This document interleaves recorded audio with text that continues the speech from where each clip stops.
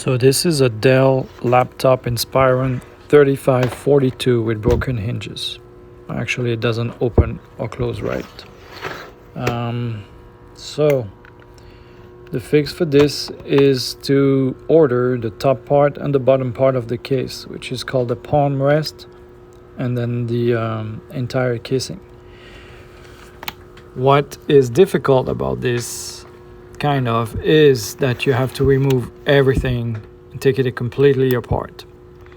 So it's not a big deal, but it's a longer process, and you have to put everything like the screws separate and make sure that you can put it back together, because the process to put it back together is basically the reverse. So use whatever system you want to make sure that you organize all the screws and all the parts. Here I'm showing that I'm starting to remove the bottom screws of the case, and I use this little plastic container to organize my screws. So there's only about, I think, 6 screws holding the corners of the bottom of this laptop, and then just take your time, remove them.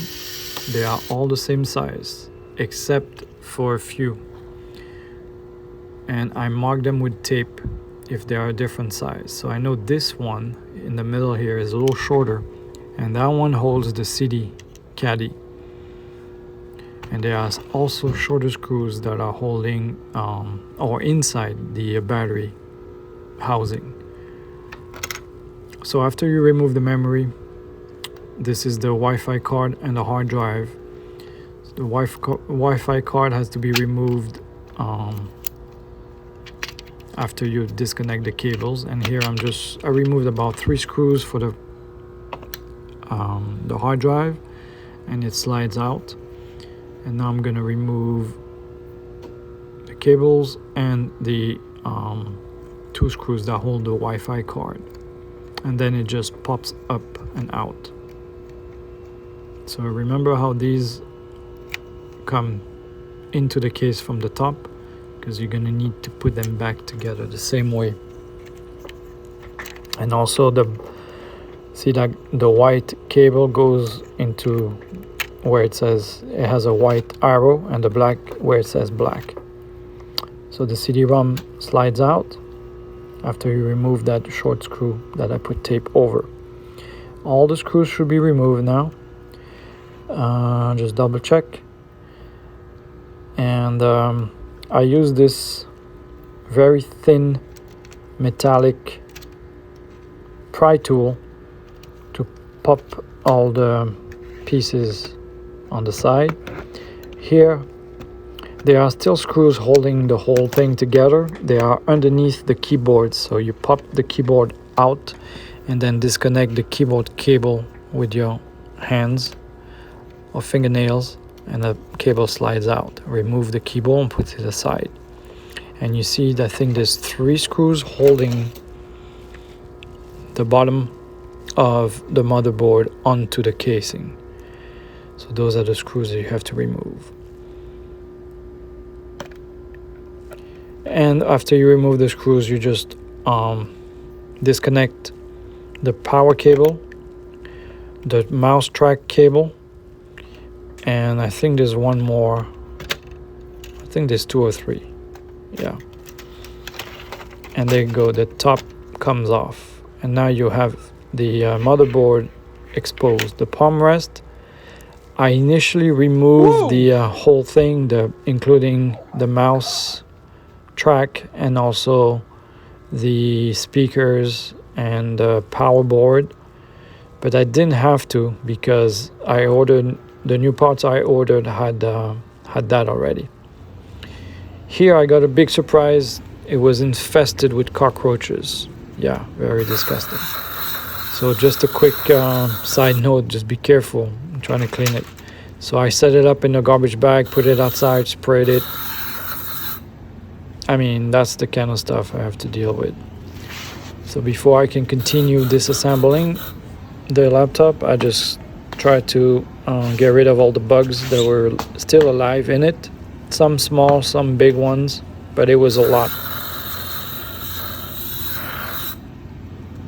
So I left it outside for a couple hours and then I was back at it. Okay, so here we go with the motherboard now clean, no cockroach. I'm gonna remove a few screws. That's gonna free up the motherboard. So this is the motherboard.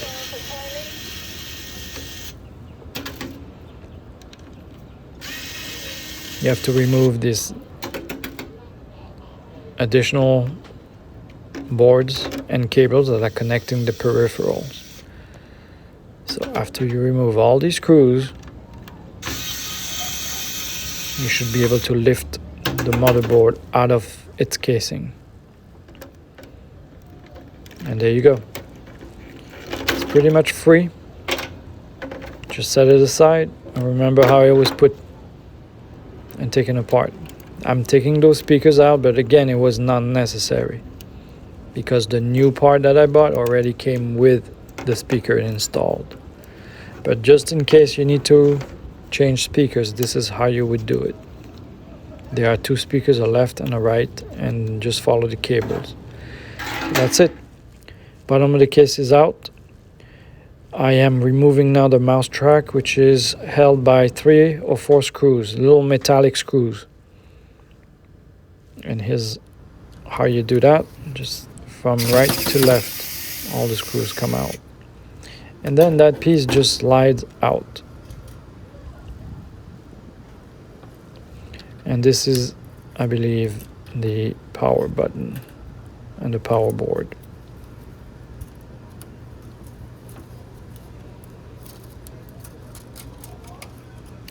Okay, so I even removed that shield. And here's the mouse track. Disassemble is complete. Okay, so for the next part, took a few more days, but I got eventually the part that I needed. Again, look it up online and by putting your model number. And once you get them, you're ready to reassemble. So I'm gonna do a little bit of cleanup, just using some alcohol and a brush, lightly scrubbing it, and I'm ready to put back all the parts together. So I'm just kind of like scrubbing it, just because I have it apart now, so it's a good idea and a good time to clean it, make sure it's clean, because this was not a new spare part. It was like a good used spare part. You can also spray the motherboard with alcohol. It's the way to clean electronics. Remove all the dusts and any residues.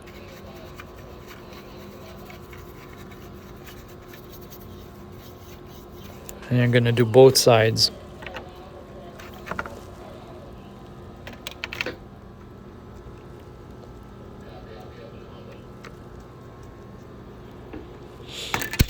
Okay, so after carefully cleaning everything, I'm ready to put it back together. So basically it's the reverse process.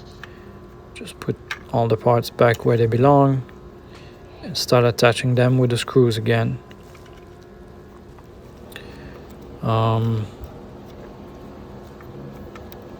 Yeah, these are just like the USB that goes to the other side, the power board, these are 2 additional USB and I think a card reader that goes on this side. The speakers are already attached, so that's a good thing. The cable here goes over the hard drive caddy. And then this will go back on top like that. But before I can snap it back and screw it, I have to put the screen back together. So the screen, the problem was that the hinge broke off and the screws were still screwed in. So you can see that the little screw holder, the plastic part, popped off from the old case. So I have to disassemble that and get the screw out. There are 2 screws on each hinge. So I just remove them, set it aside. And basically, I'm gonna reuse those screws to put into the new case. Yeah, it's plastic and this is what breaks off really easy. Happens all the time.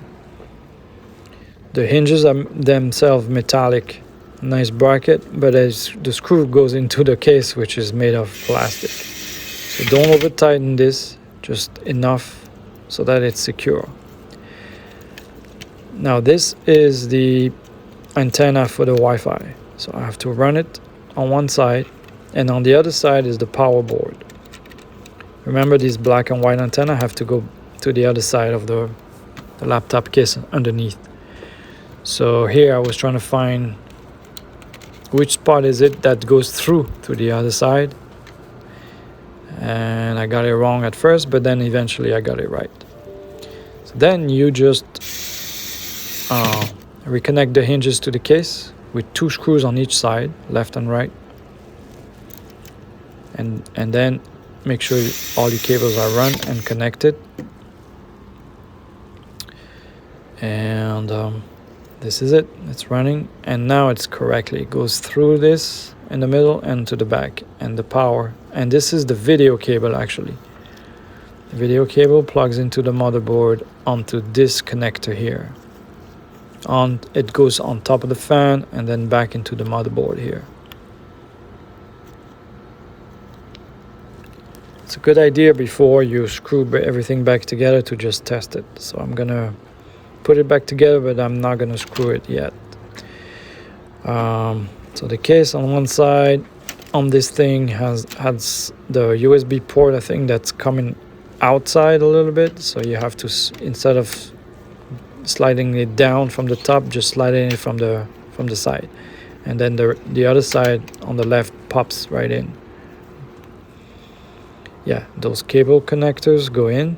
This is for the mouse track, the power cable, and that one in the middle, the long one, is for the keyboard.